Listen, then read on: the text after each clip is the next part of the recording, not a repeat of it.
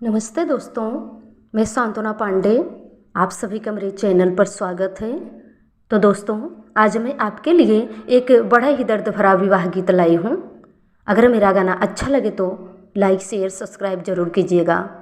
धन्यवाद। नन्हवाई बेटे मोर अंगनामा खेलाई, मारे के जोर किलकार रे।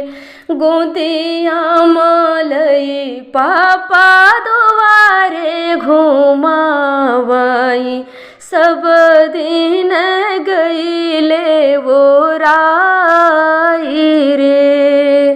गोदिया मलई पापा दुआरे घुमावई, सब दिन गईले वो राई रे। इतनी बचन सोचे मना मना झांखाई, लागई कर जावा में आग रे।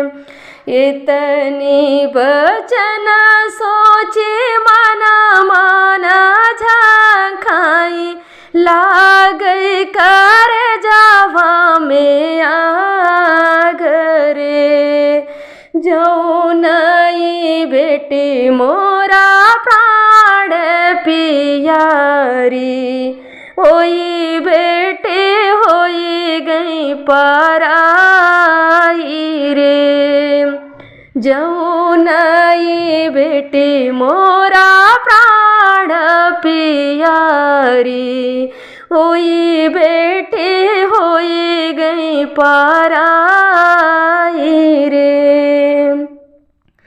बेटी तयही मोर आंगन का चिड़ियावा, बगिया का महकत फूल रे। बेटी तयही मोर आंगन का चिड़ियावा, बगिया का महकत फूल रे।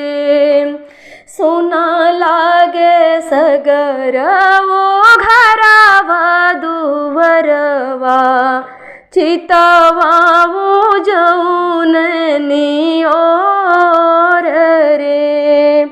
सुना लागे सगर वो घरवा दुवरवा, चितवा वो जौनई ओर रे।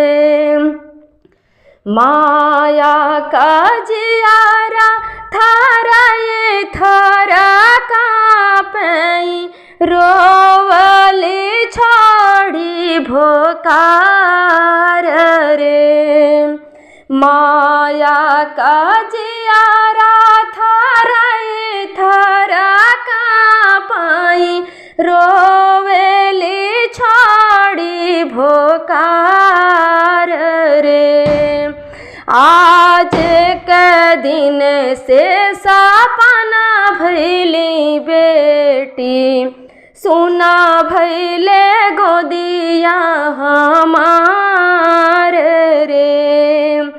आज के दिन से सपना भइली बेटी, सुना भइले गोदिया हमार।